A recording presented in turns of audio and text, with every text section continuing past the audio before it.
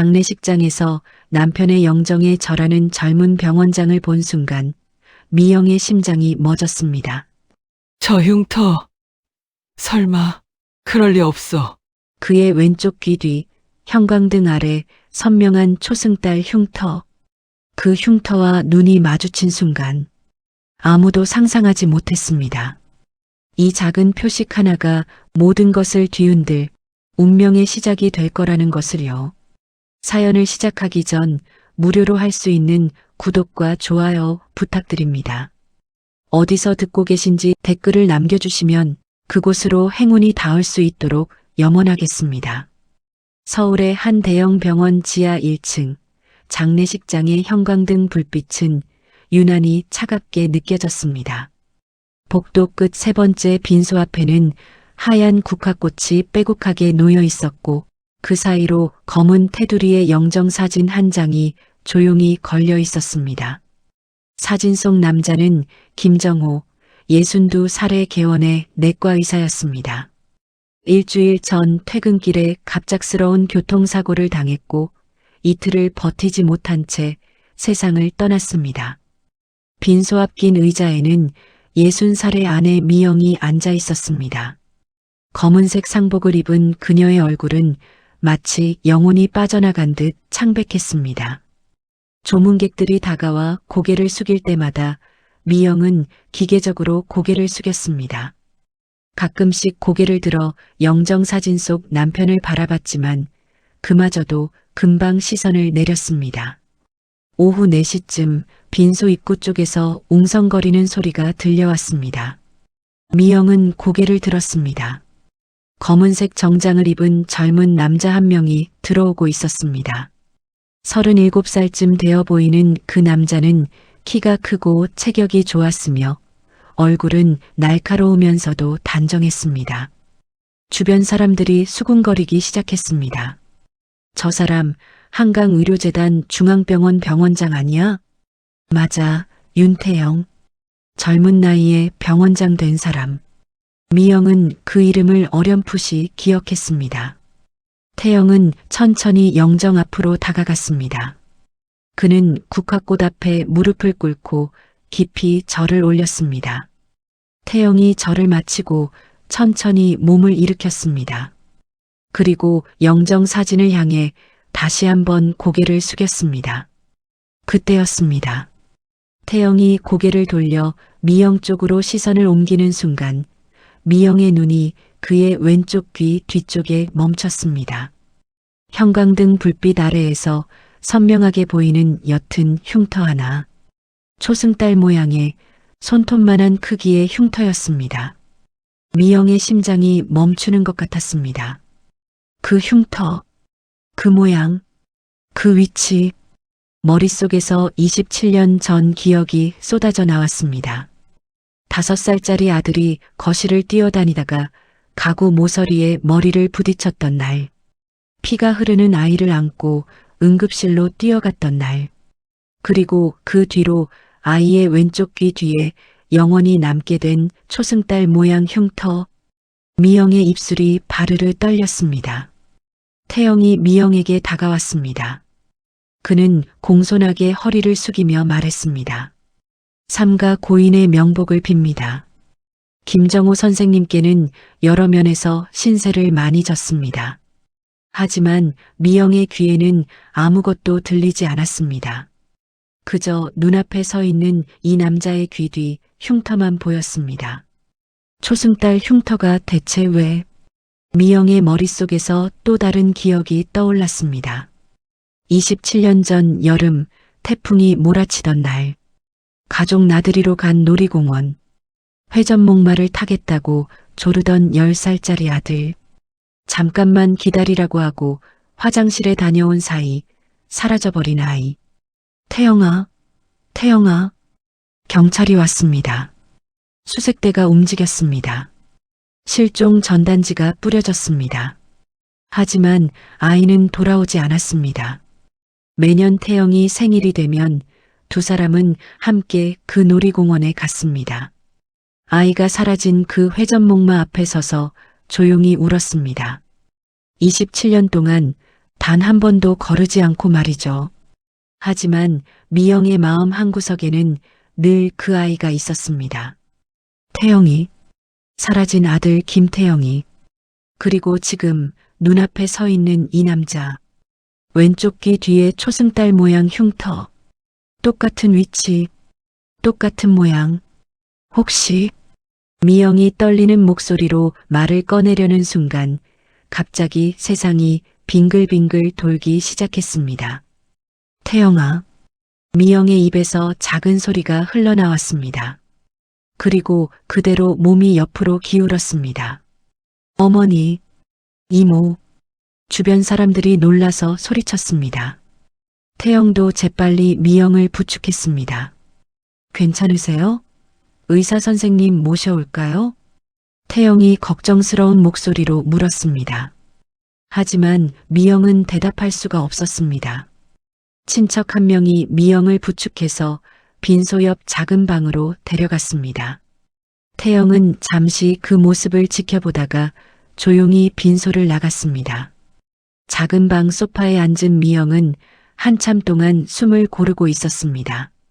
귀 뒤에 초승달, 27년 전 사라진 아들, 그리고 한강의료재단 중앙병원 병원장 윤태영. 우연일까요? 단순한 우연일까요? 하지만 미영의 가슴 깊은 곳에서는 무언가가 강하게 외치고 있었습니다. 저 사람이 내 아들이라고. 저 사람이 27년 전 사라진 김태영이라고. 태영아, 정말 내가 맞니? 장례식이 끝난 지 사흘이 지났습니다. 집안은 너무나 조용했습니다.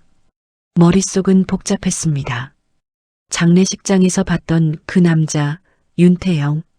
그의 귀 뒤에 있던 초승달 모양 흉터. 그 흉터가 자꾸만 눈앞에 어른거렸습니다. 미영은 스스로에게 되뇌었습니다. 말도 안 되는 생각이라고.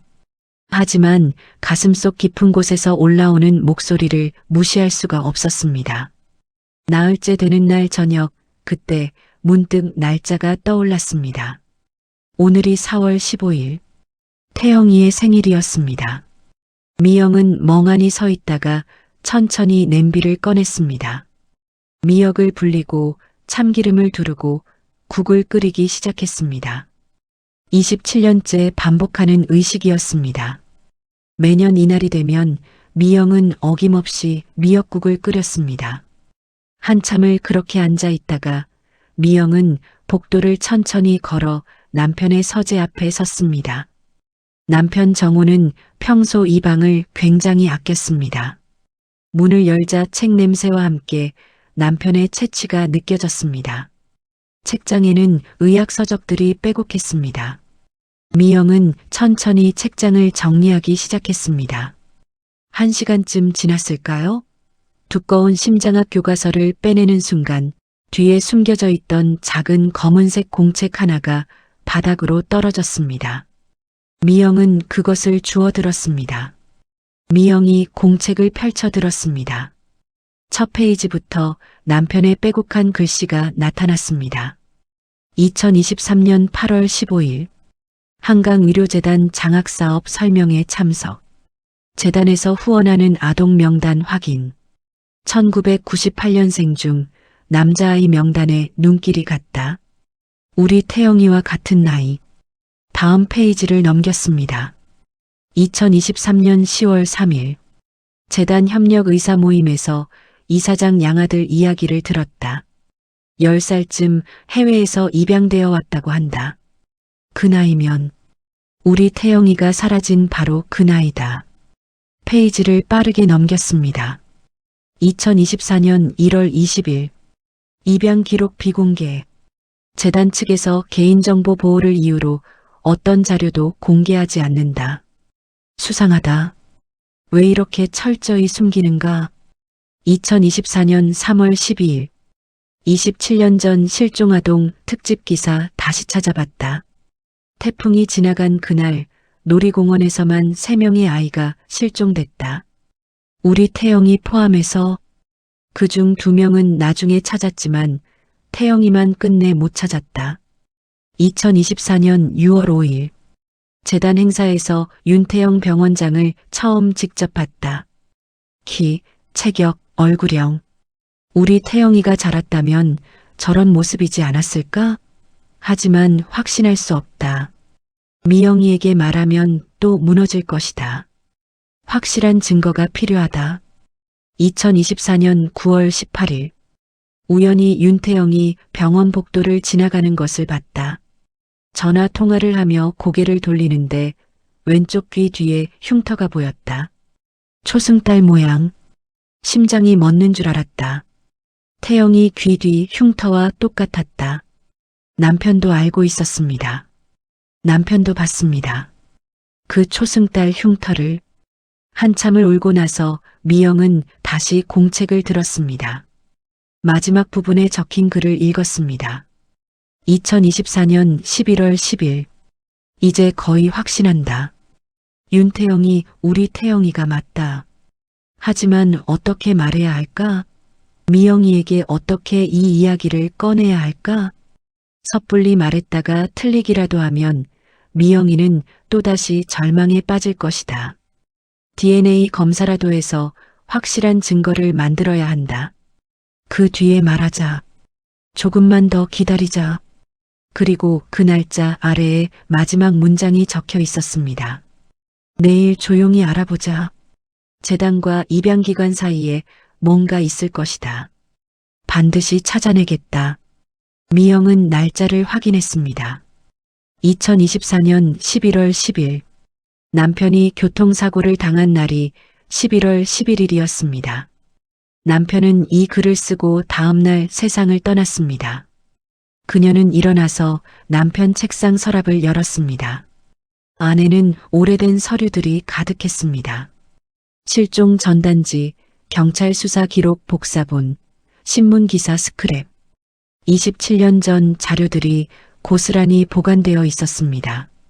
미영은 실종 전단지를 집어들었습니다. 바래고 구겨진 종이. 그 위에는 10살짜리 태영이의 얼굴 사진이 인쇄되어 있었습니다. 태영아. 서랍을 더 뒤지자 낡은 봉투 하나가 나왔습니다. 미영은 봉투를 조심스럽게 열었습니다. 안에는 아이가 그린 그림과 편지가 들어 있었습니다. 편지지에는 삐뚤빠뚤한 글씨로 이렇게 적혀 있었습니다. 엄마 아빠 사랑해요. 저 커서 의사 되면 아픈 사람 다 고쳐줄게요. 태영이 올림. 그 아래에는 노란 크레파스로 커다란 초승달이 그려져 있었습니다. 미영은 편지를 가슴에 꼭 안았습니다. 서랍 깊숙한 곳에서 또 다른 물건이 나왔습니다. 작은 비닐봉지에 든 빨간색 자동차 장난감이었습니다. 태영이가 5살 때 가장 아꼈던 장난감. 서랍에서 또 다른 서류 뭉치가 나왔습니다. 신문 기사 스크랩이었습니다. 그의 태풍 실종 아동 특집이라는 제목의 기사들. 남편이 빨간 펜으로 중요한 부분에 밑줄을 그어 놓았습니다. 한강의료재단, 실종아동 가족 지원사업 시작, 재단, 입양아동 교육 장학금 지원, 한강의료재단 이사장, 해외 입양아동 국내 대려와 양육. 모든 기사가 한강의료재단과 관련되어 있었습니다. 남편은 뭔가를 추적하고 있었습니다. 재단과 실종 사건 사이의 연결고리를, 그리고 진실을 밝히기 직전에 세상을 떠났습니다. 미영은 떨리는 손으로 공책 마지막 장을 다시 펼쳤습니다. 당신, 알고 있었구나. 우리 태영이를 찾았구나. 그녀는 공책과 서류들을 조심스럽게 챙겼습니다. 그리고 결심했습니다. 직접 확인하겠다고. 윤태영이 정말 내 아들인지 직접 만나서 확인하겠다고. 남편이 하지 못한 마지막 일을 이제는 자신이 해야 한다고. 남편의 서재에서 공책을 발견한 지 사흘이 지났습니다. 미영은 그 사흘 동안 잠을 제대로 자지 못했습니다. 미영은 결심했습니다. 직접 만나야 한다고. 윤태영을 다시 만나서 확인해야 한다고. 오전 9시 미영은 한강의료재단 중앙병원 앞에 서 있었습니다. 미영은 떨리는 다리로 병원 로비로 들어갔습니다. 안내 데스크에는 젊은 직원 2명이 앉아 있었습니다. 미영은 그들에게 다가갔습니다. 저기, 병원장님을 뵙고 싶은데요. 안내 직원이 고개를 들었습니다. 병원장님 면담은 사전 예약제입니다. 예약하셨나요? 아니요. 그런데 꼭 뵈어야 해서요. 제 남편이 김정우 선생이었습니다. 이 병원 협력 의사였어요. 얼마 전에 돌아가셔서 직원은 잠시 컴퓨터를 확인하더니 고개를 끄덕였습니다. 아, 김정우 선생님. 조문 명단에 있네요.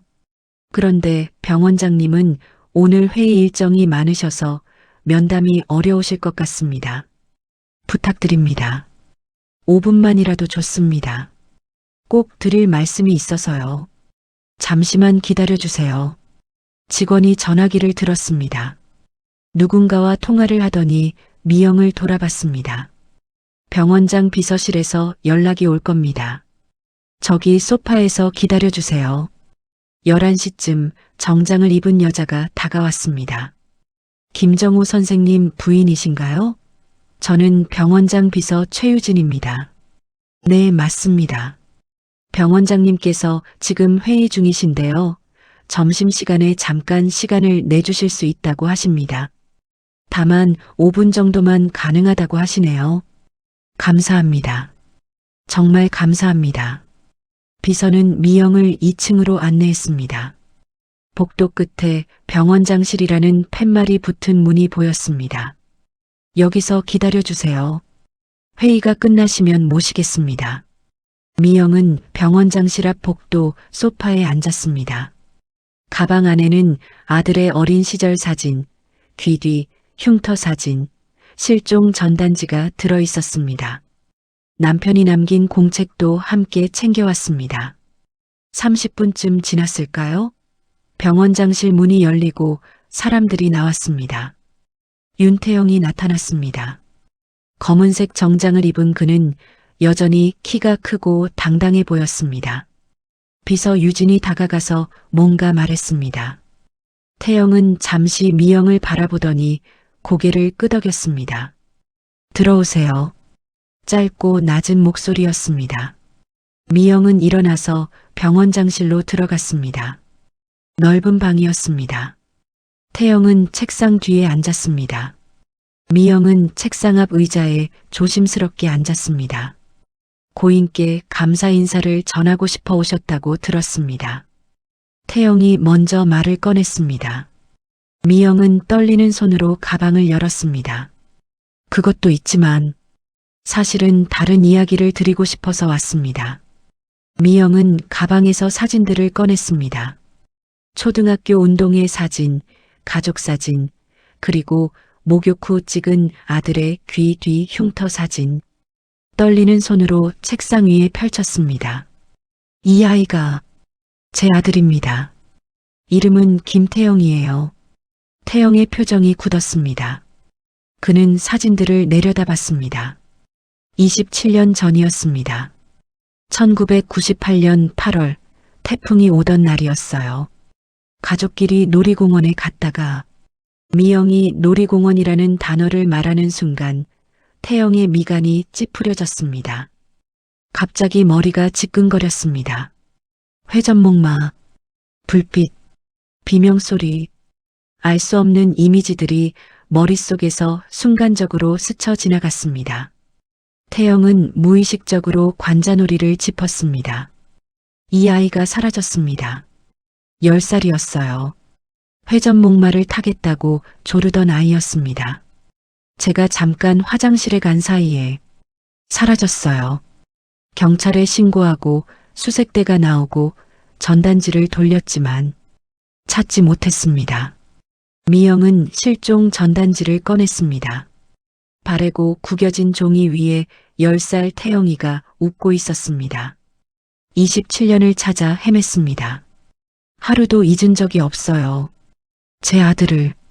그런데 선생님 장례식장에서 선생님을 봤습니다. 절을 하고 고개를 돌리는데 왼쪽 귀 뒤에 흉터가 보였어요. 미영은 귀 뒤 흉터 사진을 가리켰습니다. 이 흉터입니다. 우리 태영이가 5살 때 가구 모서리에 머리를 부딪혀서 생긴 상처예요. 초승달 모양으로 남았죠. 선생님 귀 뒤 흉터랑 똑같았습니다. 미영은 태영을 똑바로 쳐다봤습니다. 혹시 선생님이 태어난 뒤에 이름이 바뀌었다는 얘기 들어본 적 없으신가요? 입양되셨다는 얘기를 들었습니다. 10살쯤 한강의료재단 이사장님 양아들이 되셨다고요. 그 나이가 우리 태영이가 사라진 바로 그 나이입니다. 태영의 얼굴이 굳어졌습니다. 하지만 그는 감정을 억누르고 천천히 입을 열었습니다. 제 출생 기록은 분명합니다. 목소리가 차갑게 식었습니다. 저는 한강의료재단 창립 이사장의 양아들입니다. 어릴 적 해외에서 자라다가 10살 때 한국으로 돌아왔습니다. 공식 기록이 다 있습니다. 하지만 귀 뒤 흉터는 흉터 하나 가지고 제가 어머님 아들이라고 주장하시는 겁니까? 태영의 목소리가 날카로워졌습니다. 저는 병원장입니다. 재단의 후계자이기도 하고요. 솔직히 말씀드리면 당신 같은 분들이 많습니다. 당신 같은 분들이요? 재산을 노리고 가족이라고 주장하는 사람들 말입니다. 혈연이라고 우기고 DNA 검사를 하자고 조르고 돈을 요구하는 사람들이요. 아, 네. 그러실 수 있겠네요. 미영은 얼굴이 하얗게 질렸습니다. 태영은 냉정하게 말을 이었습니다. 어머니 처지는 이해합니다. 아들을 잃으신 슬픔도 알겠습니다. 하지만 저는 당신 아들이 아닙니다. 제발 이런 식으로 접근하지 마세요. 혹시 DNA 검사만이라도 안 될까요? 미영이 떨리는 목소리로 애원했습니다. 태영은 고개를 저었습니다. 그럴 의무도 이유도 없습니다. 이 이상 계속하시면 명예훼손으로 법적 조치를 취할 수도 있습니다. 태영은 책상 위 사진들을 미영 쪽으로 밀었습니다. 그리고 자리에서 일어났습니다. 5분이 지났습니다. 이만 나가주시겠습니까? 미영은 떨리는 손으로 사진들을 주워 담았습니다. 태영은 병원장실 문을 열었습니다. 비서가 나가는 길 안내해 드릴 겁니다. 부디 다시는 이런 일이 없기를 바랍니다. 미영은 비틀거리며 일어났습니다. 문 밖으로 나갔습니다. 비서 유진이 다가와 미영을 부축했습니다. 그 문 뒤에서 태영은 창문을 바라보고 서 있었습니다. 주먹을 꽉 쥔 채 복도 저 끝에서는 재단 이사 한 명이 이 모든 광경을 지켜보고 있었습니다. 박진수 이사였습니다. 그는 휴대폰을 꺼내 누군가에게 문자를 보냈습니다. 김정호 부인이 병원장을 찾아왔습니다. 조치가 필요합니다. 병원장실에서 나온 미영은 멍한 상태로 복도를 걸었습니다. 엘리베이터를 타려고 버튼을 눌렀지만 어느 층으로 가야 하는지도 기억나지 않았습니다. 재산을 노리고 가족이라고 주장하는 사람들. 태영의 차가운 목소리가 귓가에 맴돌았습니다. 1층에 도착했습니다. 미영은 엘리베이터에서 내렸습니다. 하지만 바로 밖으로 나가지 못했어요. 복도를 천천히 걸었습니다. 안내판이 보였습니다. 소아병동 이쪽이라는 화살표가 가리키고 있었어요. 미영은 그 화살표를 따라 걸었습니다. 소아병동 입구에 도착했습니다. 큰 현수막이 걸려 있었어요. 한강의료재단 소아 희귀질환 후원 프로그램이라는 글자가 선명했습니다. 잠깐만요, 우진아. 천천히. 뒤에서 목소리가 들렸습니다. 미영은 고개를 돌렸어요. 간호사 한 명이 휠체어를 밀고 오고 있었습니다. 휠체어에는 7살쯤 되어 보이는 아이가 앉아 있었습니다. 아이는 마스크를 쓰고 있었지만 눈만은 또렷하고 맑았습니다. 우진이 검사 다녀올게요. 간호사가 안내 데스크 직원에게 말했습니다. 간호사가 휠체어를 밀고 복도를 지나갔습니다. 잠시 후 30대 중반쯤 되어 보이는 여자가 숨을 헐떡이며 달려왔습니다. 우진이는요? 검사실로 갔나요? 여자가 안내 데스크에 물었습니다. 네, 방금 가셨어요. 이 복도 끝 검사실입니다. 여자는 복도를 향해 뛰어갔습니다. 안내 데스크 직원들이 수군거렸어요. 저분 윤태영 병원장 부인 아니에요? 맞아요. 윤나 씨. 아드님이 여기 입원해 계시잖아요. 그 아이 참 안 됐어요. 희귀 혈액형의 간질환까지. 이식 대기 중이라던데. 기증자를 못 찾아서 벌써 6개월째래요. 미영의 귀가 쫑긋했습니다. 윤태영의 부인, 그리고 아들. 미영은 조용히 복도를 따라 걸었습니다. 검사실 입구 근처에 간호사와 아이, 그리고 아까 그 여자가 서 있었습니다. 엄마 괜찮아요. 검사 금방 끝나요. 아이 우진의 목소리가 들렸습니다. 알았어. 그래도 힘들면 간호사 선생님한테 바로 말해야 해. 간호사가 휠체어를 밀고 검사실 안으로 들어갔습니다. 여자는 밖에서 기다렸습니다. 미영은 조금 떨어진 곳 벤치에 앉았습니다. 15분쯤 지나서 검사실 문이 열렸어요. 간호사가 휠체어를 밀고 나왔습니다. 다 끝났어요. 잘 참았어요, 우진이. 여자는 아이에게 달려가서 손을 잡았습니다. 힘들었지? 이제 병실 가서 쉬자. 네, 엄마. 간호사가 휠체어를 밀고 복도를 지났습니다. 미영 앞을 지나갈 때 우진의 손에서 뭔가 떨어졌습니다. 작은 스케치북이었습니다. 저기요. 미영이 일어나서 스케치북을 주었습니다. 우진과 여자가 멈춰 섰습니다. 떨어뜨리셨어요. 미영이 스케치북을 내밀었습니다. 우진이 환하게 웃었습니다. 감사합니다, 할머니. 미영이 스케치북을 건네주려다가 표지를 봤습니다. 거기에는 커다란 초승달 그림이 그려져 있었습니다. 노란색 크레파스로 곱게 칠한 초승달이었습니다. 미영의 심장이 쿵 하고 뛰었습니다. 남편 서재에서 발견했던 태영이의 편지. 그 편지 아래 그려져 있던 초승달과 똑같았습니다. 달을 좋아하니? 우진은 고개를 끄덕였습니다. 네. 달이 제일 예뻐요. 별도 좋아하고요. 그렇구나. 미영이 스케치북을 건네주려는데 바람에 페이지가 넘어갔습니다. 그 안에도 달 그림이 가득했습니다. 우진이는 달 그림을 참 많이 그렸구나. 네. 아빠 귀 뒤에 달 모양 상처가 있거든요. 그래서 달을 좋아하게 됐어요. 미영의 손이 멈췄습니다. 아빠 귀 뒤에 달 모양? 네. 여기요. 우진은 자기 왼쪽 귀 뒤를 가리켰습니다. 작은 초승달이에요. 아빠가 어렸을 때 다쳤대요. 저는 그게 멋있어요. 미영은 숨을 쉴 수가 없었습니다. 귀 뒤에 초승달 흉터. 윤태영의 아들. 희귀 혈액형. 간질환. 그때 우진이 갑자기 미영의 손을 잡았습니다. 할머니. 손이 따뜻해요. 우진이 미영의 손을 꼭 쥐었습니다. 그 순간 우진의 눈에서 눈물이 주르르 흘러내렸습니다. 이상하다. 왜 눈물이 나지? 슬프지 않은데. 미영도 눈물이 흘러내렸습니다.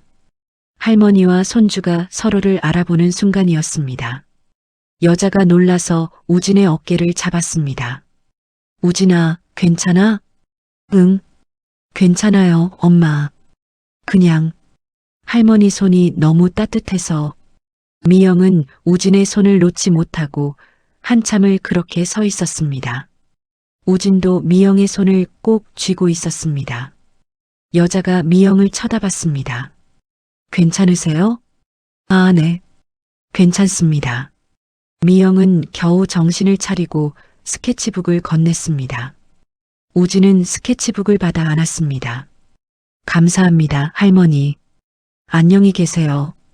간호사가 휠체어를 밀고 갔습니다. 미영은 그 자리에 서서 그들의 뒷모습을 봤습니다. 윤태영의 아들, 7살 우진, 희귀 혈액형, RH-형, 간질환으로 이식 대기 중, 그리고 아빠 귀 뒤에 초승달 흉터, 그리고 방금 전 할머니의 손을 잡고 본능적으로 흘린 눈물. 집으로 돌아온 미영은 서랍에서 자신의 건강검진 기록을 찾았습니다. 혈액형 검사 결과를 확인했습니다. RH-형. 우진이와 같은 혈액형이었습니다. 혹시 저 아이가 내 손자일까? 만약 윤태영이 정말 내 아들이라면 우진이는 내 손자가 되는 거였습니다. 그리고 우진이 말했던 그 말. 할머니 손이 따뜻해요. 창밖에는 초승달이 떠 있었습니다. 다음 날 아침 미영은 일찍 일어났습니다. 하지만 미영의 눈빛은 어제보다 확고했습니다. 결심했습니다. 우진이를 도와야겠다고. 미영은 옷을 갈아입고 병원으로 향했습니다. 한강의료재단 중앙병원 이식외과. 미영은 접수 창구로 갔습니다. 저기요, 김민우 교수님 진료 예약하고 싶은데요. 예약은 인터넷이나 전화로 하셔야 합니다. 당일 진료는 어렵고요. 그런데 급한 일이라서요.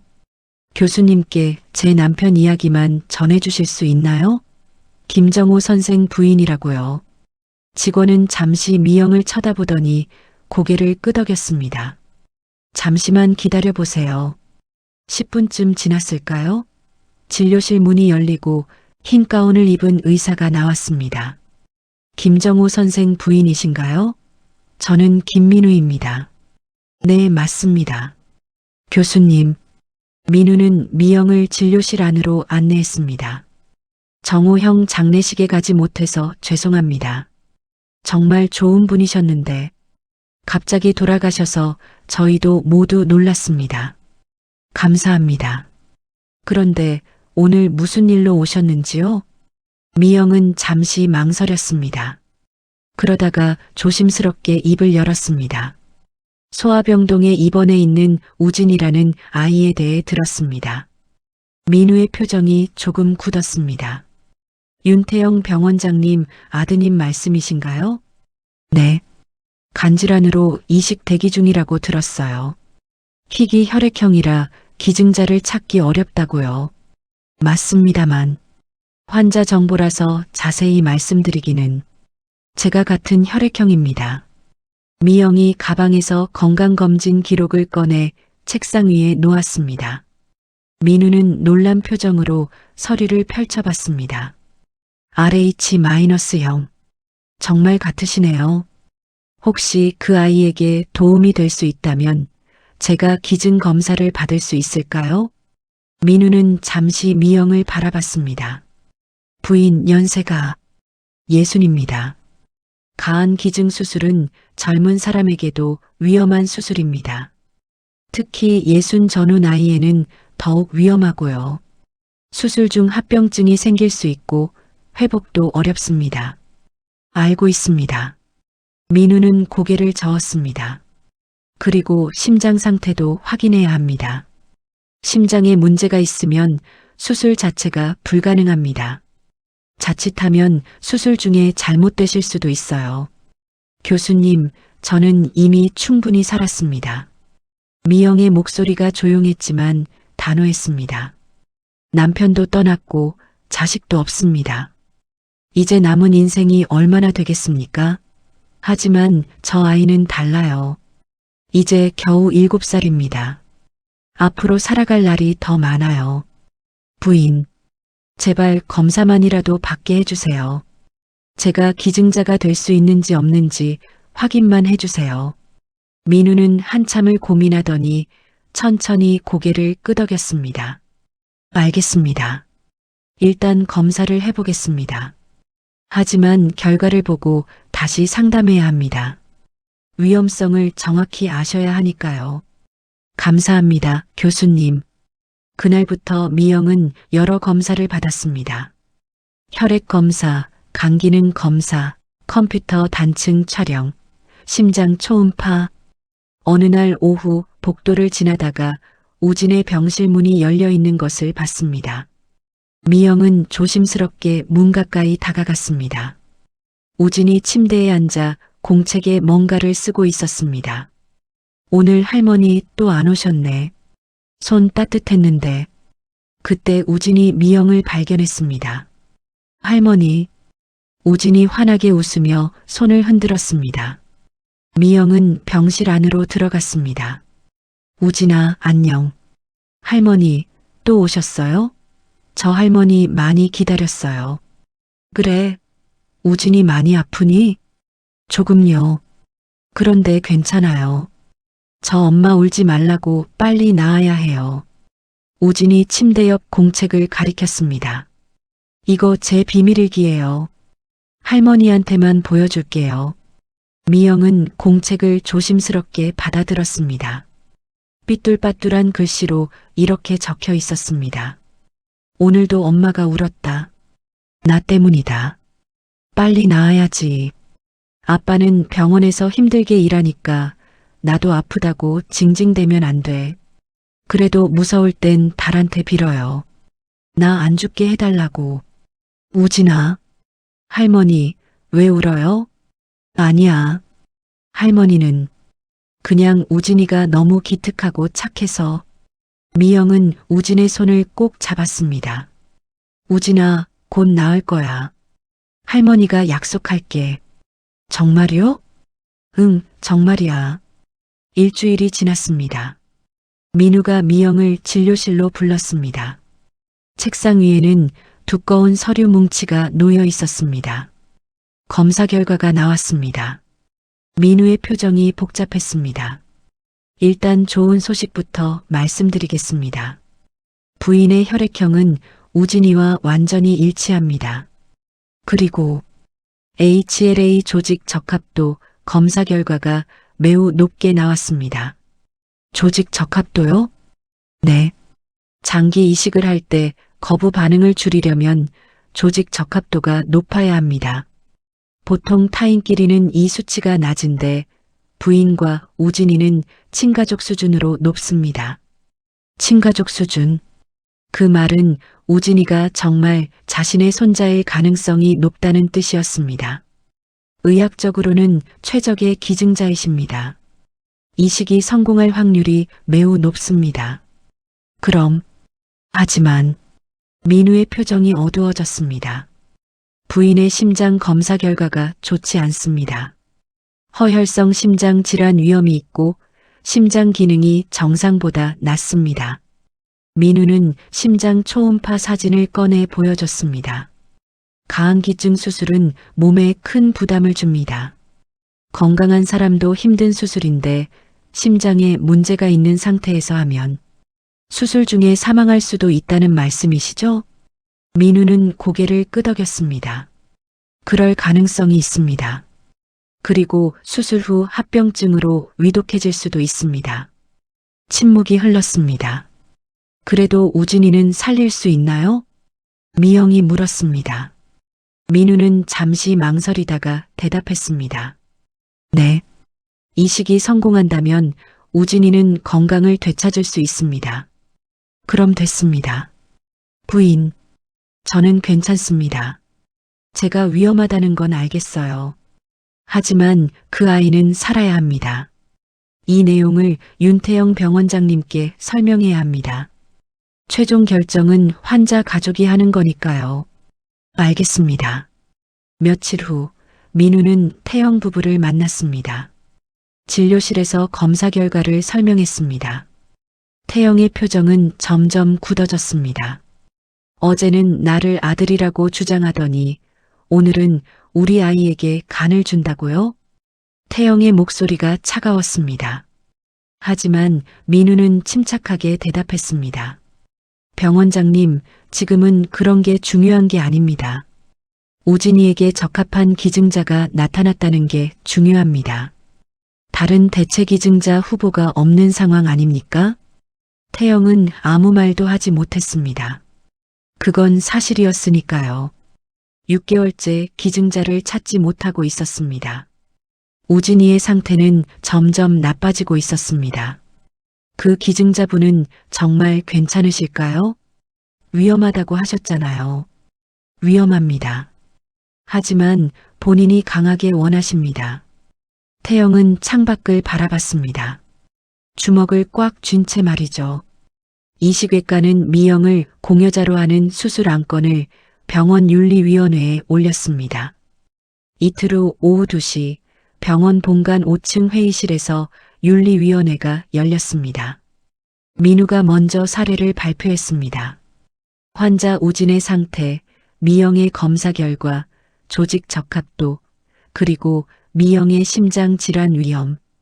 발표가 끝나자 회의실이 술렁거렸습니다. 한 의사가 손을 들었습니다. 환아의 상태가 위중한 건 이해합니다. 하지만 60살 고령 공여자의 심장 질환까지 있다면 수술 위험이 너무 큽니다. 맞습니다. 만약 수술 중 사망사고라도 나면 병원 입장에서 큰 문제가 됩니다. 그때 테이블 끝에 앉아있던 재단 이사가 입을 열었습니다. 한강의료재단 운영이사 박진수였습니다. 그는 단호한 목소리로 말했습니다. 저는 이 수술을 강력히 반대합니다. 만약 수술 중 사망사고라도 나면 어떻게 됩니까? 병원장 아들을 살리기 위해 노인을 희생시켰다는 비난을 감수할 수 있습니까? 병원과 재단의 이미지에 치명적입니다. 게다가 환자가 병원장님 아드님 아닙니까? 병원장 가족에게만 특별 대우를 해준다는 오해를 살 수 있습니다. 하지만 본인이 충분한 설명을 듣고 자발적으로 동의했습니다. 민우가 반박했습니다. 의료윤리의 기본은 환자의 자기 결정권 아닙니까? 위험을 알고도 기증하겠다는데 우리가 막을 권리가 있습니까? 게다가 대체 기증자가 없습니다. 이미 6개월째 찾고 있지만 적합한 사람이 나타나지 않았어요. 우진이 상태는 점점 악화되고 있고요. 박진수 이사가 차갑게 웃었습니다. 김 교수님, 당신은 의사니까 환자만 생각하시겠죠. 하지만 병원 경영을 생각해야 합니다. 이건 병원장 가족에게만 특혜를 준다는 의혹을 받을 수 있어요. 윤리학 교수가 입을 열었습니다. 의학적으로는 가능하다는 거죠? 성공 확률이 어느 정도입니까? 조직 적합도가 매우 높아서 이식 성공 확률은 80% 이상입니다. 문제는 공여자의 수술 위험이죠. 환아를 살릴 수 있고 본인이 동의했다면 막을 이유는 없어 보입니다. 다만 가족들에게 위험성을 충분히 설명하고 철저한 동의 절차를 거쳐야겠죠. 반대합니다. 박진수 이사가 목소리를 높였습니다. 저는 이 수술을 절대 반대합니다. 이 수술은 안 됩니다. 저는 소아병동에서 우진이를 봤습니다. 그렇게 밝고 착한 아이가 기증자를 못 찾아서 죽어간다면 그게 더 비윤리적인 거 아닙니까? 결국 의장이 입을 열었습니다. 표결하겠습니다. 이 수술을 권고적으로 반대하는 분? 절반 정도가 손을 들었습니다. 찬성하는 분? 나머지 절반이 손을 들었습니다. 팽팽했습니다. 동수네요. 이런 경우 최종 결정은 환자 가족에게 맡기는 게 관례입니다. 윤태영 병원장님과 가족분들이 결정하시도록 하겠습니다. 회의가 끝났습니다. 박진수 이사는 복도에서 휴대폰을 꺼내 누군가에게 전화를 걸었습니다. 김정우 부인이 또 나타났습니다. 이번엔 아예간을 준다고 나섰어요. 전화 너머에서 낮은 목소리가 들렸습니다. 조직 적합도가 친가족 수준이라는데 DNA 검사라도 하면 들통날 겁니다. 그 여자가 병원장의 친어머니라는 걸 모두가 알게 될 거고 27년 전 실종 사건이 재조명될 겁니다. 재단은 끝입니다. 어떻게 하면 좋겠습니까? 수술 자체를 막아야 합니다. 어떻게든. 그날 저녁 미영은 집에서 보험사로부터 전화를 받았습니다. 김정우 선생님 부인이신가요? 교통사고 보험금 정상건으로 연락드렸습니다. 네, 말씀하세요. 차량 조사를 하는 과정에서 좀 이상한 점이 발견됐습니다. 블랙박스 영상 일부가 삭제된 상태더라고요. 삭제요? 네. 사고 당시 앞뒤 10분 정도 영상이 통째로 없습니다. 보통은 충격으로 저장이 안 될 수는 있는데 이건 인위적으로 지운 흔적이 있어요. 그리고 견인차 기사 증언에 의하면 사고 직후 정체불명의 남자가 차량 주변을 살피더래요. 경찰이 오기 전에요. 혹시 그 사람이 누군지 아시나요? 모릅니다. 견인차 기사도 멀리서 봐서 얼굴은 못 봤대요. 다만 검은색 정장을 입고 있었고 차에서 뭔가를 꺼내가는 걸 봤다고 합니다. 뭘 꺼내갔는지는요? 그건 잘 모르겠다고 하더라고요. 작은 물건 같았다고만 했어요. 아마 블랙박스 메모리 카드가 아닐까 싶은데 확실하지는 않습니다. 전화를 끊은 후 미영은 한참을 멍하니 서 있었습니다. 블랙박스 영상 삭제, 정체불명의 남자, 사고 직후 뭔가를 가져간 사람. 미영은 서재로 갔습니다. 남편의 공책을 다시 펼쳤습니다. 마지막 페이지를 읽었습니다. 2024년 11월 10일. 내일 조용히 알아보자. 재단과 입양기관 사이에 뭔가 있을 것이다. 반드시 찾아내겠다. 그리고 다음 날 남편은 교통사고로 세상을 떠났습니다. 우연일까요? 정말 우연일까요? 남편이 진실에 가까워질 때쯤 갑자기 일어난 사고. 삭제된 블랙박스 영상. 현장을 살피고 뭔가를 가져간 정체불명의 남자. 모든 것이 석연치 않았습니다. 미영은 창밖을 바라봤습니다. 여보, 당신이 찾으려던 진실이 뭐였나요? 누가 당신을 막으려 했나요? 미영의 머릿속에 떠오르는 건 한강의료재단이었습니다. 재단 이사들, 그들이 남편의 추적을 알았을까요? 진실이 드러나는 걸 막으려 했을까요? 하지만 미영은 물러설 수 없었습니다. 다음 날 아침 미영은 민우에게 전화했습니다. 교수님, 저 결정했습니다. 부인? 기증 동의서에 서명하겠습니다. 위험하다는 거 알고 있어요. 하지만 우진이가 살아야 합니다. 민우는 한참 침묵하다가 대답했습니다. 알겠습니다. 병원으로 오세요. 오후에 미영은 병원을 찾았습니다. 민우의 진료실에서 두꺼운 동의서를 받았습니다. 미영은 천천히 동의서를 읽었습니다. 그리고 마지막 장에 이름을 적고 도장을 찍었습니다. 민우는 동의서를 받아들고 미영을 바라봤습니다. 후회 없으시겠습니까? 없습니다. 저는 이미 충분히 살았어요. 이제는 아이들이 살 차례입니다. 그날 저녁 민우는 태영을 따로 불렀습니다.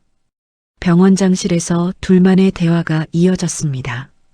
박미영 씨가 동의서에 서명했습니다. 태영은 창밖을 바라보며 아무 말도 하지 않았습니다. 병원장님이 최종 승인하셔야 수술이 가능합니다. 어떻게 하시겠습니까? 저 사람이. 태영의 목소리가 낮게 깔렸습니다. 정말 제 어머니일까요? 그건 DNA 검사를 해봐야 알 수 있습니다. 검사 결과가 나오기 전에 수술을 해야 하나요?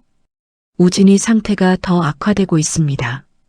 이번 주를 넘기기 어려울 수도 있습니다. 태영은 주먹을 꽉 쥐었습니다. 알겠습니다. 수술 날짜를 잡으세요. 병원장실 문이 닫히고 태영은 혼자 남았습니다. 그는 책상 서랍을 열고 장례식장에서 받은 명함 하나를 꺼냈어요. 태영은 다른 번호로 전화를 걸었어요. DNA 검사 의뢰합니다. 급하니까 사흘 안에 결과 부탁합니다. 이제 곧 진실을 알게 될 것입니다. 그 여자가 정말 자신의 어머니인지. 수술은 사흘 후로 예정되었습니다. 미영은 그 사흘 동안 집에서 조용히 시간을 보냈습니다. 서랍을 정리했습니다. 오래된 사진들을 꺼내 앨범에 정리했습니다. 편지도 썼습니다. 만약을 대비해서 만약 수술 중에 깨어나지 못한다면 남기고 싶은 말들을 적었습니다. 태영아, 만약 내가 정말 내 아들이라면 엄마가 너무 미안하다. 너를 지키지 못해서 27년 동안 내 곁에 없어서 하지만 알아다오. 단 하루도 너를 잊은 적이 없었다는 걸. 매일 밤 너를 찾아 헤맸다는 걸. 우진아, 할머니가 너를 처음 본 순간 알았단다. 너가 내 손주라는 걸. 내 손을 잡았을 때 할머니 가슴 속에서 무언가가 뜨거워지는 걸 느꼈어. 그건 사랑이었어. 우진아, 건강하게 자라렴. 엄마 아빠 말씀 잘 듣고 아프지 말고. 할머니가 하늘에서 지켜볼게. 편지를 다 쓰고 나서 미영은 봉투에 넣었습니다. 그리고 책상 서랍 가장 앞쪽에 넣어두었습니다. 수술 전날 밤 미영은 병원으로 갔습니다. 입원 수속을 밟고 병실에 들어갔습니다. 미영은 침대에 앉아 창밖을 바라봤습니다. 오후 8시쯤 병실 문이 조용히 열렸습니다. 간호사가 휠체어를 밀고 들어왔습니다. 휠체어에는 우진이가 앉아 있었습니다. 할머니, 우진이 환하게 웃으며 손을 흔들었습니다. 미영은 깜짝 놀라 일어났습니다. 우진아, 어떻게 왔니? 할머니 보고 싶어서요. 내일 할머니 수술한다며요? 미영은 고개를 끄덕였습니다. 간호사가 웃으며 말했습니다. 우진이가 할머니 보고 싶다고 해서 잠깐만 모시고 왔어요. 금방 갈게요. 감사합니다. 간호사는 병실을 나갔습니다. 우진은 휠체어에 앉은 채 미영을 올려다봤습니다. 할머니, 무섭지 않아요? 아니, 안 무서워. 거짓말. 저도 무서운데 할머니가 안 무서울 리 없어요. 미영은 우진의 손을 잡고 침대에 앉았습니다. 우진아, 수술하면 나을 수 있대. 그럼 학교도 가고 친구들이랑 놀 수도 있어. 정말이요? 응, 정말이야.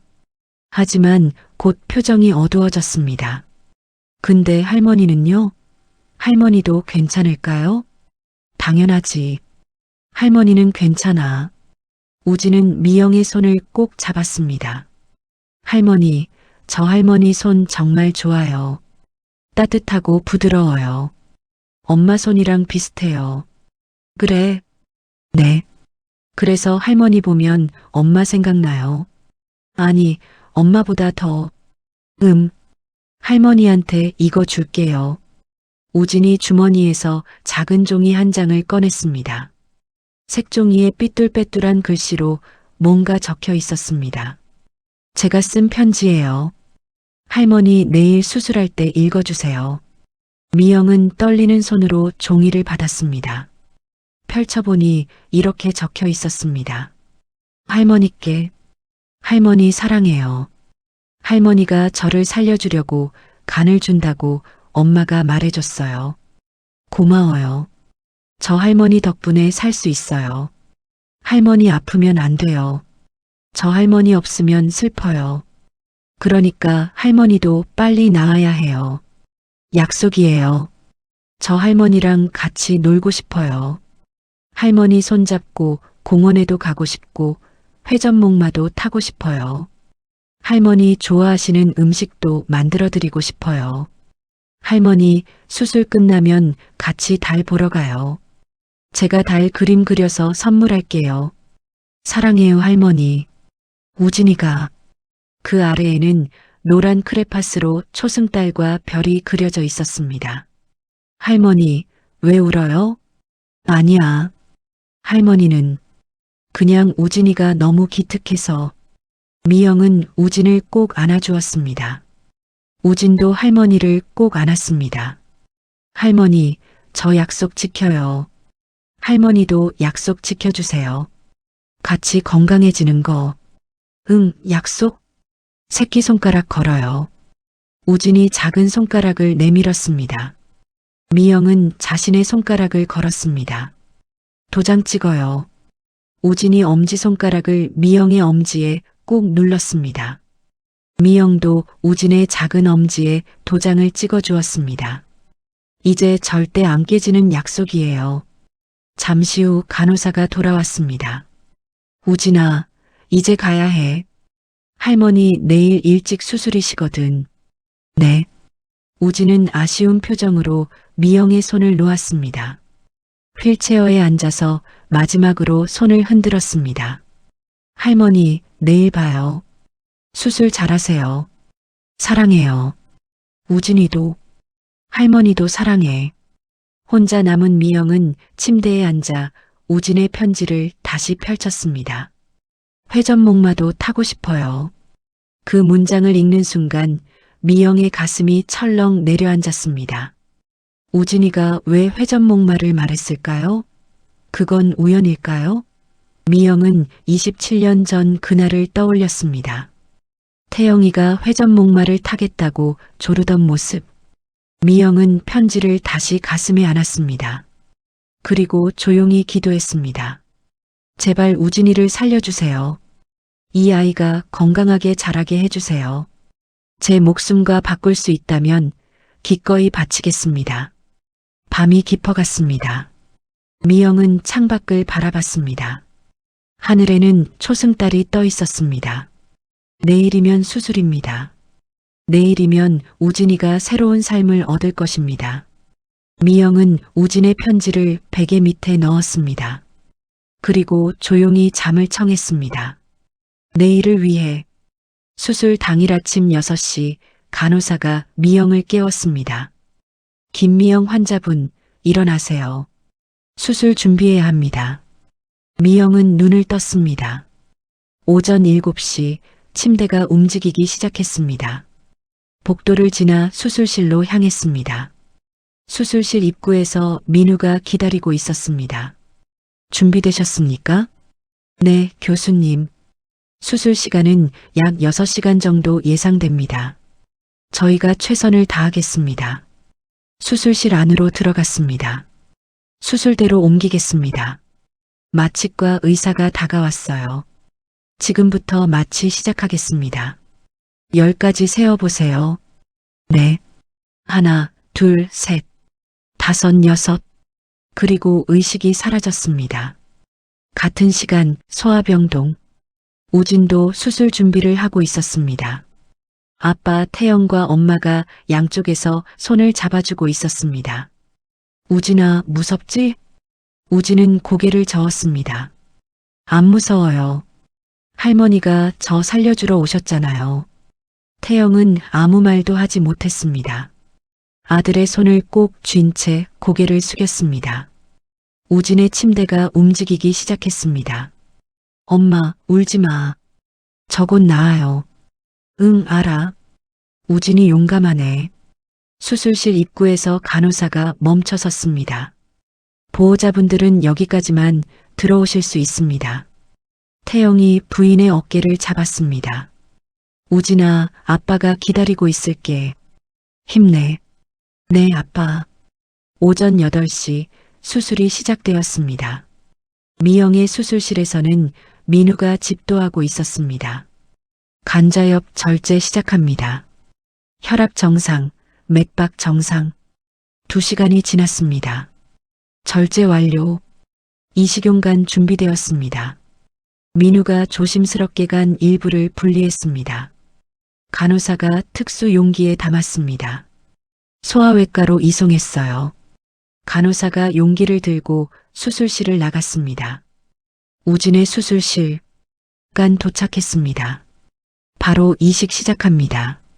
3시간이 지났어요. 미영의 수술실. 민우가 봉합을 시작했습니다. 혈압 체크. 혈압 90, 50. 안정적입니다. 그때였습니다. 모니터에서 경고음이 울렸습니다. 혈압 떨어집니다. 80, 40. 맥박 상승. 130. 민우의 표정이 굳었습니다. 출혈 확인. 출혈 없습니다. 심전도 심전도 화면이 불안정하게 흔들렸습니다. 심장 부정맥 발생, 제세동기 준비. 간호사가 재빨리 제세동기를 가져왔습니다. 민우가 미영의 가슴에 패드를 붙였습니다. 충전, 모두 떨어지세요. 쇼크. 미영의 몸이 경련하듯 떨렸습니다. 모니터를 모두가 쳐다봤습니다. 심전도가 여전히 불안정했습니다. 다시 충전, 쇼크. 두 번째 전기 충격. 미영의 몸이 다시 떨렸습니다. 모니터 화면이 천천히 안정되기 시작했습니다. 혈압 회복 중. 90, 60. 맥박 안정. 100. 민우는 안도의 한숨을 쉬었습니다. 계속 모니터링 하세요. 다시 불안정해지면 즉시 보고. 수술이 재개되었습니다. 1시간 후 봉합이 완료되었습니다. 수술 종료합니다. 중환자실로 이송 준비하세요. 미영은 중환자실로 옮겨졌습니다. 민우는 중환자실 밖에서 대기하고 있던 태영을 만났습니다. 수술은 성공했습니다. 간이식도 잘 됐고요. 그런데 왜 그런 표정이십니까? 태영이 예리하게 물었습니다. 민우는 잠시 망설이다가 대답했습니다. 수술 중 심장 부정맥이 발생했습니다. 제세동으로 회복시켰지만 앞으로 24시간이 고비입니다. 태영의 얼굴이 굳었습니다. 만약 다시 심장에 문제가 생기면? 민우는 대답하지 못했습니다. 그때 태영의 휴대폰이 울렸어요. 문자 메시지였습니다. DNA 검사 결과가 나왔다는 내용이었죠. 태영은 민우에게 말했습니다. 잠깐 다녀오겠습니다. 태영은 빠르게 복도를 걸었습니다. 주차장에 세워둔 차에 올라탔어요. 봉투 하나가 조수석에 놓여 있었습니다. 태영은 떨리는 손으로 봉투를 열었어요. 안에서 서류 한 장을 꺼냈습니다. DNA 친자 감정 결과서, 피검사자 1 윤태영, 피검사자 2 김미영, 친자 관계 확률 99.9%, 결론 생물학적 모자 관계가 확실함. 그는 고개를 떨구고 두 손으로 얼굴을 감쌌습니다. 친어머니. 저 사람이 정말 자신의 친어머니였습니다. 27년 전 놀이공원에서 사라진 김태영. 그게 바로 자신이었습니다. 자신은 유괴당한 아이였습니다. 태영은 한참을 차 안에 앉아 있었습니다. 눈물이 흘러내렸습니다. 그리고 그 순간 병원 안 중환자실에서는 미영의 심전도가 다시 불안정해지기 시작했습니다. 중환자실 모니터에서 경고음이 울렸습니다. 간호사가 재빨리 달려왔습니다. 미영의 심전도를 확인했어요. 불규칙한 파형이 화면에 나타났습니다. 의사 선생님, 환자 심장 부정맥 재발. 당직 의사가 달려왔습니다. 민우에게 연락했습니다. 교수님, 김미영 환자 심장 이상입니다. 민우가 중환자실로 뛰어왔습니다. 모니터를 확인했습니다. 혈압 70, 40 계속 떨어지고 있습니다. 산소 포화도 85%, 심장 약물 투여, 에피네프린 1mg. 간호사가 재빨리 약물을 주사했습니다. 하지만 모니터는 여전히 불안정했습니다. 반응 없습니다. 제세동기 준비. 민우가 패드를 미영의 가슴에 붙였습니다. 충전, 모두 떨어지세요. 쇼크. 미영의 몸이 경련했습니다. 모니터를 모두가 쳐다봤습니다. 심전도가 잠깐 안정되는 듯 했지만 다시 불안정해졌습니다. 다시 충전, 쇼크. 이번에도 효과가 없었습니다. 심폐소생술 시작. 민우가 미영의 가슴에 두 손을 포겠습니다. 강하게 압박하기 시작했습니다. 하나, 둘, 셋, 넷. 교수님, 심장 반응 없습니다. 계속. 민우는 멈추지 않았습니다. 그때 중환자실 문이 열렸습니다. 태영이 뛰어들어왔습니다. 무슨 일입니까? 민우는 고개를 들지 않고 대답했습니다. 심장 정지입니다. 지금 소생술 중입니다. 태영은 그 자리에 얼어붙었습니다. 미영이 침대에 누워 있었습니다. 민우가 필사적으로 가슴 압박을 하고 있었습니다. 태영은 주머니에서 DNA 검사 결과지를 꺼냈습니다. 생물학적 모자 관계가 확실함. 친어머니. 저 사람이 자신의 친어머니였습니다. 그리고 지금 죽어가고 있었습니다. 안 돼. 살려야 합니다. 제발. 민우는 계속 가슴 압박을 했습니다. 교수님, 5분 경과했습니다. 계속합니다. 민우가 다시 압박을 시작했습니다. 태영은 침대 옆으로 다가갔습니다. 미영의 손을 잡았습니다. 어머니. 태영의 입에서 그 단어가 나왔습니다. 생애 처음 그 여자를 어머니라고 불렀습니다. 어머니, 죄송합니다. 제가 너무 늦게 알았습니다. 27년 동안 저를 찾으셨죠? 매일 밤 울으셨죠? 저는 몰랐습니다. 제가 당신 아들인 줄 몰랐습니다. 제 아들을 살려주셨습니다. 우진이를 살려주셨어요. 감사합니다. 정말 감사합니다. 태영은 미영의 손을 이마에 가져다 댔습니다. 하지만 이렇게 가시면 안 됩니다. 아직 제가 드릴 말씀이 많아요. 아직 어머니라고 제대로 불러보지도 못했어요. 교수님, 6분 경과했습니다. 교수님, 그만. 아직 안 됩니다. 민우가 소리쳤습니다. 그때였습니다. 모니터에서 작은 소리가 났습니다. 미약한 심전도 파형이 나타났습니다. 맥박 감지됩니다. 간호사가 소리쳤습니다. 민우가 손을 멈추고 모니터를 확인했습니다. 약하지만 규칙적인 파형이었습니다. 혈압 50, 30, 아니 올라가고 있습니다. 60, 40, 맥박 40, 50, 60, 돌아왔습니다. 태영은 미영의 손을 꼭 쥐고 있었습니다. 감사합니다. 감사합니다. 민우가 태영에게 말했습니다. 아직 안심할 수 없습니다. 언제 다시 심장이 멈출지 모릅니다. 24시간을 지켜봐야 합니다. 알겠습니다. 태영은 미영의 손을 놓지 않았습니다. 침대 옆 의자에 앉았습니다. 그리고 계속 손을 잡고 있었습니다. 민우도 나가려다가 태영을 돌아봤습니다. 병원장님, 검사 결과가 나왔습니까? 태영은 주머니에서 서류를 꺼냈습니다.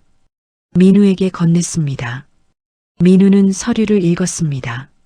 이게 제 친어머니이십니다. 27년 전 실종된 김태영이 저였습니다. 저는 유괴당한 아이였습니다. 민우는 아무 말도 하지 못했습니다. 태영은 계속 말했습니다. 이분이 27년 동안 저를 찾으셨습니다. 매년 제 생일마다 미역국을 끓이고 놀이공원 회전목마 앞에서 울으셨습니다. 저는 그걸 몰랐습니다. 그리고 제 아들을 살리기 위해 목숨을 거셨습니다. 민우는 태영의 어깨에 손을 올렸습니다.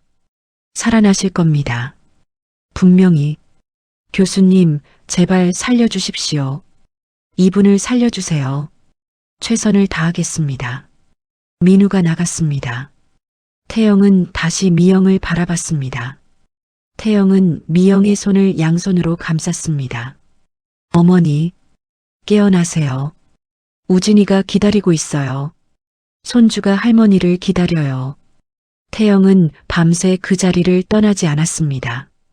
태영은 계속 손을 잡고 있었습니다. 어머니, 제가 어렸을 때 어땠는지 말씀해 주세요. 제가 뭘 좋아했는지, 어떤 아이였는지 깨어나셔서 말씀해 주세요. 새벽 3시쯤 태영은 무릎을 꿇고 기도했습니다. 제발 이분을 살려주십시오. 제 어머니를 살려주세요. 새벽 5시 민우가 들어왔습니다. 미영의 상태를 확인했습니다. 혈압 안정적입니다. 맥박도 정상. 위기는 넘긴 것 같습니다. 민우가 말을 이었습니다. 하지만 언제 깨어나실지는 알 수 없습니다. 며칠이 걸릴 수도 있고 일주일이 걸릴 수도 있습니다. 알겠습니다. 병원장님도 좀 쉬셔야 합니다. 우진이도 봐야 하지 않습니까? 태영은 고개를 끄덕였습니다. 하지만 미영의 손을 놓지 않았습니다. 오전 6시 해가 떠올랐습니다. 태영은 창밖을 바라봤어요. 새로운 날이 시작되고 있었습니다.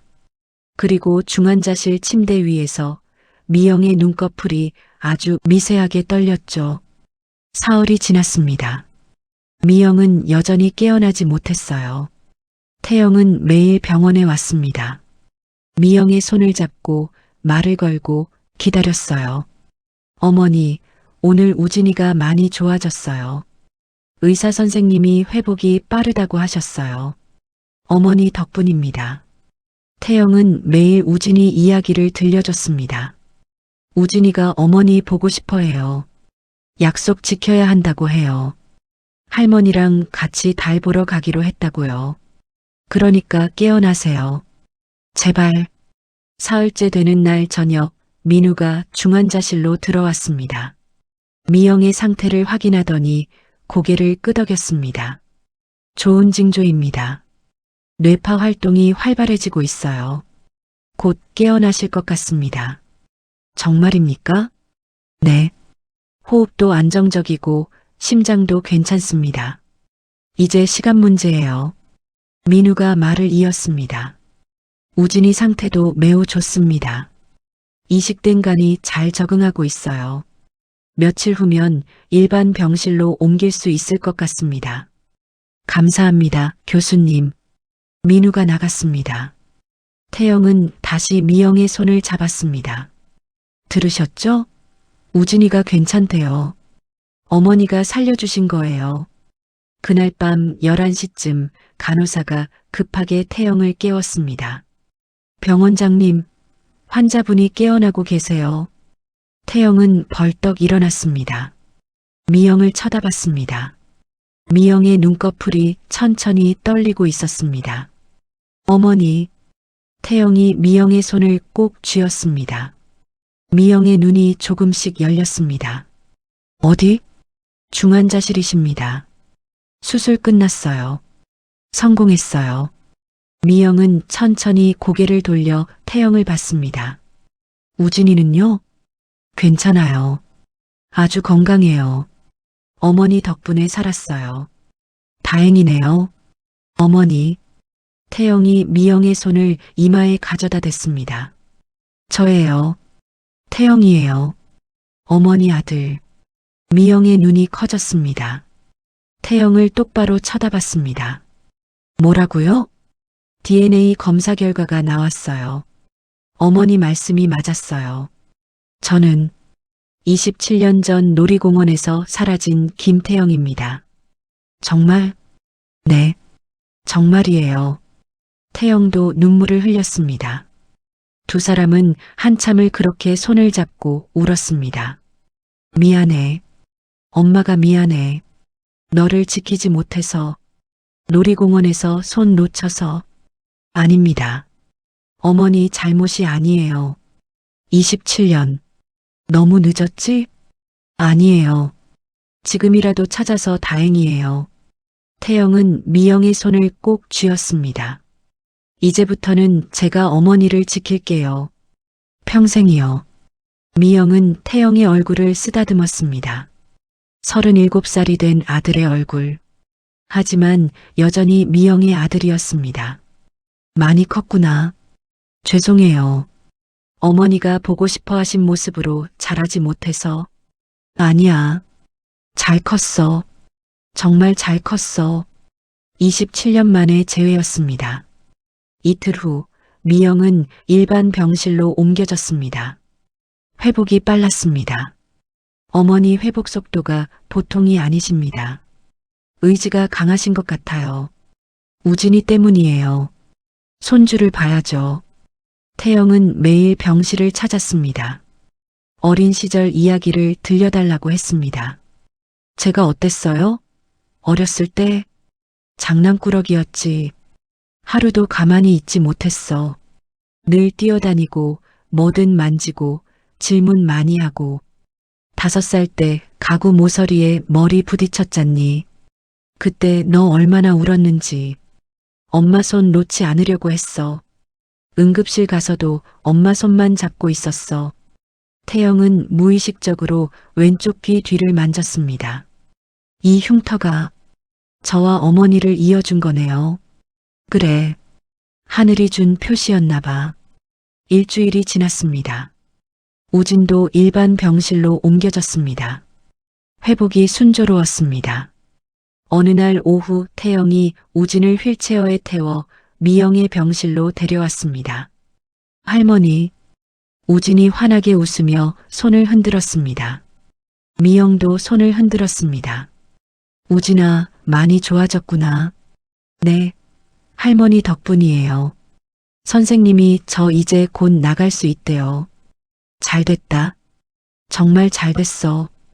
우진이 휠체어에서 내려 미영 침대 옆으로 왔습니다. 미영의 손을 잡았습니다. 할머니, 약속 기억하시죠? 같이 달 보러 가기로 했잖아요. 물론이지. 할머니가 나으면 같이 가자. 그리고 회전목마도 타요. 미영이 물었습니다. 우진아, 회전목마를 왜 타고 싶니? 잘 모르겠어요. 그냥 타고 싶어요. 왠지 옛날에 타본 것 같은데 기억이 잘 안 나요. 태영은 아들을 안아주었습니다. 세 사람은 병실에서 오랜 시간을 함께 보냈습니다. 그날 저녁 태영은 미영에게 물었습니다. 어머니, 아버지는, 재생부는 어떤 분이셨어요? 미영의 눈에 그리움이 어렸습니다. 좋은 사람이었어. 김정호. 내과 의사였지.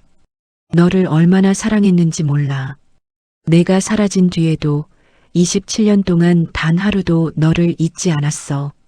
너를 찾고 있었어. 마지막까지. 사고 나기 직전까지도. 미영은 남편의 공책을 꺼냈습니다. 태영에게 건넸습니다. 이거 내 아버지가 쓴 거야. 읽어봐. 태영은 공책을 받아들었습니다. 한 장 한 장 넘기며 읽었습니다. 마지막 페이지에 이르렀을 때 태영의 눈에서 눈물이 떨어졌습니다. 내일 조용히 알아보자. 재단과 입양기관 사이에 뭔가 있을 것이다. 반드시 찾아내겠다. 아버지가 저를 찾아주셨네요. 그래, 내 아버지가 찾아낸 거야. 어머니는 그저 아버지가 남긴 길을 따라온 것뿐이야. 태영은 공책을 꼭 안았습니다. 감사합니다, 아버지. 미영이 퇴원한 지 2주일이 지났습니다. 태영은 어머니를 자신의 집으로 모셨습니다. 어머니, 이제 제가 모셔야죠. 27년 동안 못했던 것들을 해야 해요. 미영은 결국 태영의 집에 머물게 되었습니다. 우진도 퇴원해서 집으로 돌아왔습니다. 세 사람은 함께 지내기 시작했습니다. 평화로운 나날이었습니다. 하지만 그 평화는 오래가지 못했습니다. 한 달 후 한강의료재단 이사회가 열렸습니다. 재단 이사장 윤창수가 회의를 주재했습니다. 오늘은 중요한 안건이 있습니다. 태영 병원장의 출생 관련 문제입니다. 박진수 이사가 입을 열었습니다. 병원장님께서 최근 친생모를 찾으셨다는 소문을 들었습니다. 사실입니까? 태영은 침착하게 대답했습니다. 사실입니다. DNA 검사 결과가 나왔습니다. 그렇다면 병원장님은 이사장님의 양아들이 아니라 27년 전 실종된 아동이라는 건가요? 그렇습니다. 창수 이사장이 손을 들어 조용히 시켰습니다. 태영아, 너를 키운 게 내가 아니었나? 이사장님, 10살 때 너를 데려와서 공부시키고 의사 만들고 병원장 만든 게 다 누구였지? 그런데 이제 와서 친어머니를 찾았다고? 그럼 그동안 나는 뭐였다는 거지? 이사장님께는 평생 감사하게 생각합니다. 하지만 진실은 진실입니다. 진실? 진실이 뭐가 중요한가? 중요한 건 재단이야. 한강의료재단의 명예가 중요한 거라고 박진수 이사가 말을 받았습니다. 만약 병원장님이 유괴 피해자였다는 사실이 알려지면 재단은 어떻게 됩니까? 유괴범이 키운 아이를 후계자로 만든 재단이라는 오명을 쓰게 됩니다. 저는 유괴범이 키운 게 아닙니다. 태영이 반박했습니다. 이사장님은 정당한 절차를 통해 저를 입양하셨습니다. 서류도 다 있습니다. 그 서류가 진짜라고 생각하나?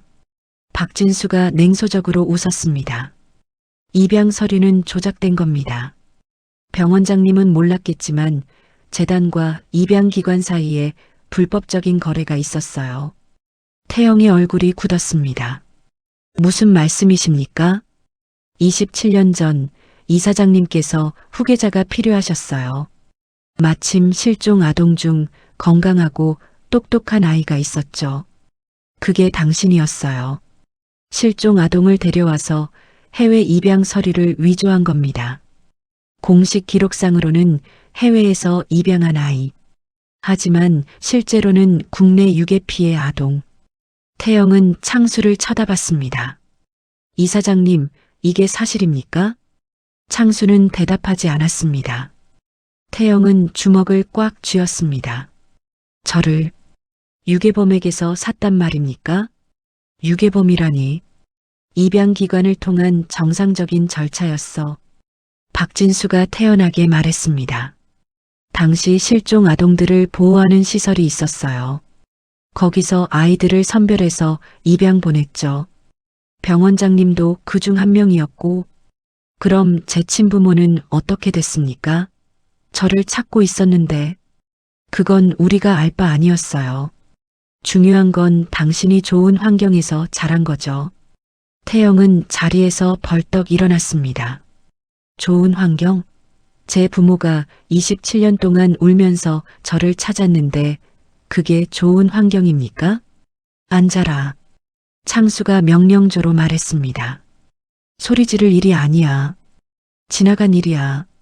지나간 일이 아닙니다. 범죄입니다. 범죄? 증거가 있나? 서류는 다 합법이야. 입양기관도 이미 문을 닫았고 관계자들도 다 사망했거나 연락이 안 돼. 누가 증명할 수 있겠나? 태영은 아무 말도 하지 못했습니다. 창수는 계속 말했습니다. 태영아, 너가 할 일은 입 다물고 있는 거야. 친어머니를 만난 건 좋아. 효도하고 싶으면 해. 하지만 밖에 알리지는 마. 재단을 생각해서 그러진 마라. 재단이 그렇게 중요합니까? 당연하지. 재단이 망하면 수천 명의 직원이 일자리를 잃어. 환자들은 어떻게 되고 너가 그 책임을 질 수 있겠어? 태영은 입을 다물었습니다. 창수는 만족한 표정으로 고개를 끄덕였습니다. 다른 이사님들도 동의하시죠? 그럼 이 문제는 여기서 끝입니다. 병원장님의 출생 관련 내용은 재단 기밀로 분류하겠습니다. 밖으로 새어나가면 안 됩니다. 회의가 끝났어요. 태영은 자리에 앉은 채 움직이지 못했습니다. 창수가 다가왔어요. 태영아, 나를 원망하지 마라. 나는 너가 잘 되기를 바랐어. 그리고 실제로 넌 잘 됐잖아. 의사가 됐고 병원장이 됐어. 대가가 뭐였습니까? 제 진짜 정체성, 제 어린 시절, 제 부모님, 그게 대가였습니다. 태영이 창수를 쳐다봤습니다. 저는 27년 동안 거짓말 속에서 살았습니다. 제가 누군지도 모르고 어디서 왔는지도 모르고 이사장님이 그렇게 만드신 겁니다. 이제 진실을 알았습니다. 그리고 선택하겠습니다. 재단을 선택할지 진실을 선택할지. 태영은 자리에서 일어났습니다. 회의실을 나가려다가 돌아봤어요. 참고로 말씀드리자면 제 아버지 김정호 선생은 교통사고로 돌아가셨습니다. 저를 찾아내기 하루 전에요. 창수의 얼굴이 굳었습니다. 블랙박스 영상이 삭제되었고 정체불명의 남자가 사고 현장을 조작했다는 증언이 있습니다. 혹시 이사장님이나 재단 관계자 중에 아시는 분 있으십니까? 무슨 말도 안 되는 소리를. 저도 그렇게 생각하고 싶습니다. 말도 안 되는 소리라고요. 태영은 회의실을 나갔습니다. 그날 저녁 태영은 집으로 돌아왔습니다. 미영이 거실에서 뉴스를 보고 있었습니다. 태영아, 왔니? 얼굴이 안 좋구나. 무슨 일 있었니? 어머니. 태영이 미영 옆에 앉았습니다. 재단이 아버지 교통사고에 관여했을 수도 있습니다. 미영의 얼굴이 굳었습니다. 무슨 말이니? 태영은 오늘 있었던 이사회 내용을 들려줬습니다. 입양 서류 조작, 불법 거래, 그리고 아버지 사고에 대한 의혹. 미영은 말없이 듣고 있었습니다. 그럼 아버지는 어떻게 된 거니? 확실하지 않습니다. 하지만 의심스러운 점이 너무 많아요. 당신은 끝까지 태영이를 찾아줬구나. 미영은 남편 사진을 바라봤습니다. 고마워요, 여보. 정말 고마워요. 태영은 어머니를 안아주었습니다. 그날 밤 태영은 서재에서 아버지의 공책을 다시 펼쳤습니다. 아버지가 남긴 마지막 문장. 내일 조용히 알아보자. 재단과 입양기관 사이에 뭔가 있을 것이다. 반드시 찾아내겠다. 아버지, 제가 이어가겠습니다. 아버지가 못다한 일 제가 끝내겠습니다. 진실을 밝히겠습니다. 태영은 노트북을 켰습니다.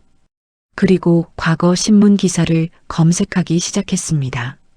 1998년 8월 실종 아동 사건, 한강의료재단 입양사업, 불법 입양기관 적발, 하나하나 기사를 읽으며 퍼즐 조각을 맞춰 나갔습니다.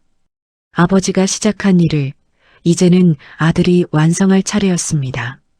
2달이 지났습니다. 태영은 조용히 증거를 모았습니다. 그리고 결정적인 증거를 찾았습니다. 27년 전 입양기관 직원이었던 사람의 증언이었습니다. 실종 아동들을 부유한 가정에 불법으로 입양 보냈습니다. 한강의료재단 이사장도 그중 한 명이었어요. 돈을 많이 줬죠. 증언은 녹음되었습니다. 계약서 사본도 있었습니다. 모든 게 증거로 남았습니다. 태영은 고민했습니다. 어느 날 저녁 태영은 가족회의를 열었습니다. 여러분께 중요한 결정을 말씀드려야 합니다. 저는 제 출생의 진실을 세상에 공개하려고 합니다. 제가 27년 전 실종된 김태영이라는 것, 그리고 한강의료재단이 불법 입양에 관여했다는 것을요. 아내가 놀라서 물었습니다. 그럼 당신 병원장 자리는 어떻게 돼요? 잃을 수도 있습니다. 그럼 우리 생활은 어려워질 겁니다. 하지만 괜찮아요.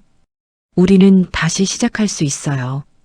미영이 아들의 손을 잡았습니다. 태영아, 그렇게까지 할 필요 있니? 그냥 조용히 살면 안 될까?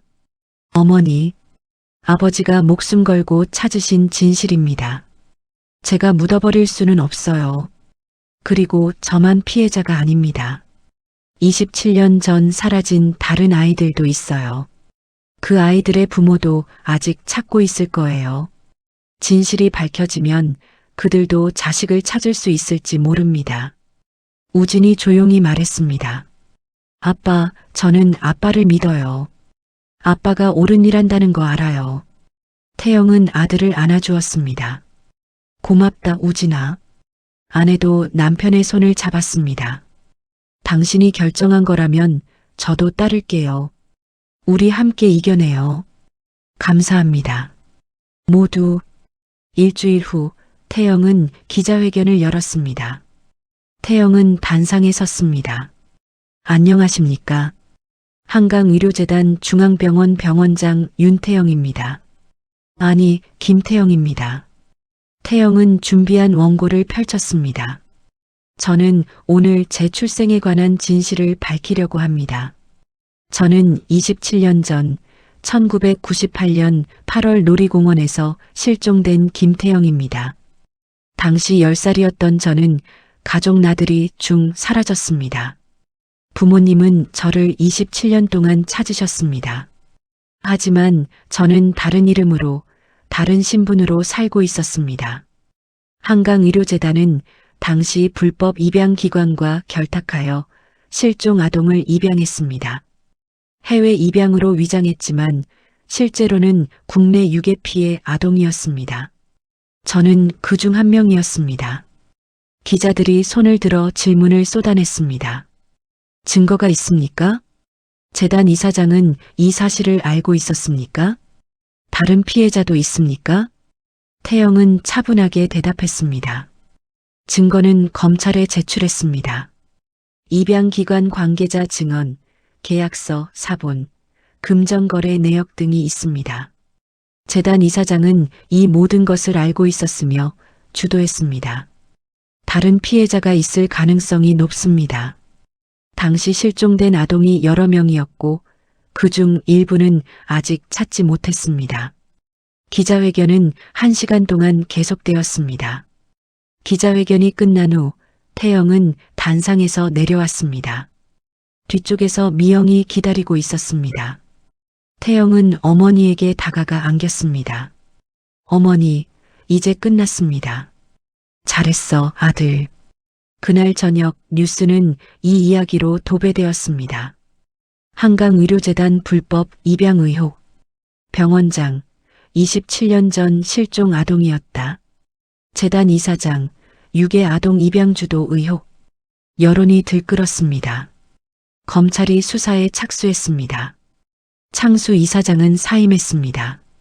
박진수 이사를 비롯한 여러 임원이 구속되었습니다. 하지만 태영은 후회하지 않았습니다. 한 달 후 놀라운 일이 일어났습니다. 태영의 기자회견을 본 두 가족이 연락을 해왔습니다.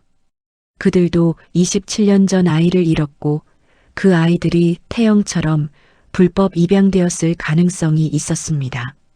DNA 검사가 이루어졌습니다. 그리고 기적처럼 두 아이가 모두 친부모를 찾았습니다. 한 명은 현재 변호사로, 다른 한 명은 교사로 살고 있었습니다.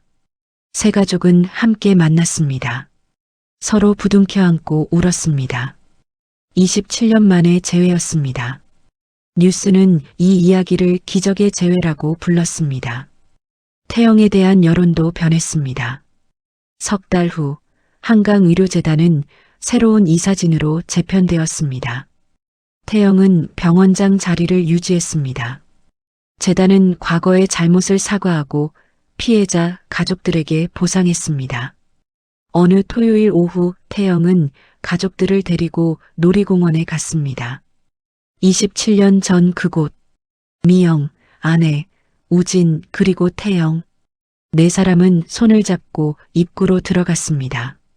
하지만 중앙에 있는 회전목마는 여전히 그 자리에 있었습니다. 미영은 회전목마를 보며 멈춰 섰습니다. 여기야. 바로 여기서 태영이가 사라졌어. 태영이 어머니를 안아주었습니다. 이제 괜찮아요, 어머니. 저 돌아왔잖아요.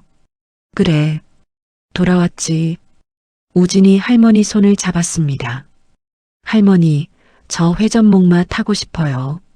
같이 타요. 그래, 우리 우진이. 같이 타자. 네 사람은 회전목마에 올랐습니다. 음악이 흘러나왔습니다. 회전목마가 천천히 돌기 시작했습니다. 우진이 환하게 웃으며 소리쳤습니다.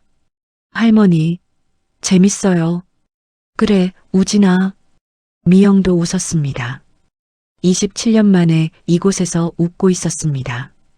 옆에는 다 자란 아들이 있었고 사랑스러운 손주가 있었습니다.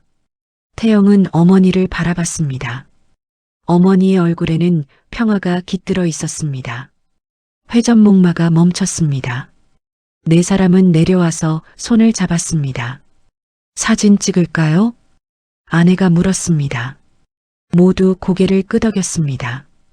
지나가던 사람에게 부탁해서 가족 사진을 찍었습니다. 회전 목마를 배경으로 네 사람이 활짝 웃고 있었습니다. 사진을 확인한 미영이 말했습니다. 이 사진 액자에 넣어서 거실에 걸자. 그럼요, 어머니. 그들은 놀이공원을 천천히 걸었습니다. 해가 지기 시작했습니다. 우진이 하늘을 가리키며 말했습니다. 아빠, 저기 봐요. 달이 떠요. 밤하늘에 초승달이 떠오르고 있었습니다. 미영이 우진을 안아들었습니다. 우진아, 저 달 봐. 할머니랑 아빠 귀 뒤에 있는 거랑 똑같지? 맞아요. 초승달이에요. 그래. 우리 가족을 지켜주는 달이야. 네 사람은 한참을 달을 바라봤습니다. 그날 밤 집으로 돌아온 미영은 남편 사진 앞에 섰습니다. 여보, 우리 태영이 찾았어요. 당신이 찾아준 거예요. 그리고 손주도 살렸어요. 우진이가 건강하게 자라고 있어요. 고마워요, 여보. 평생 사랑해요. 침실로 돌아온 미영은 창문을 열었습니다. 하늘에는 여전히 초승달이 떠 있었어요. 미영은 달을 보며 미소 지었습니다. 27년간의 여정이 끝났습니다. 이제는 새로운 시작이었죠. 미영은 방으로 들어와 침대에 누웠어요. 오늘 찍은 가족 사진을 베개 옆에 놓았습니다. 사진 속 네 사람이 환하게 웃고 있었어요. 마음이 편안했습니다. 27년 만에 처음으로 진짜 평화를 느꼈어요. 창밖에서는 초승달이 밝게 빛나고 있었어요. 미영의 가족도 그렇게 조금씩 채워질 것입니다. 그렇게 미영의 긴 겨울이 끝나고 봄이 찾아왔습니다. 오늘 준비한 이야기는 여기까지입니다. 오늘의 이야기가 당신의 마음에 작은 울림을 드렸다면 앞으로도 당신의 나날에 잔잔한 위로가 될 이야기들로 찾아뵐 수 있도록 구독과 좋아요를 눌러주세요. 그리고 사연의 주인공을 위한 따뜻한 말씀도 댓글로 부탁드립니다.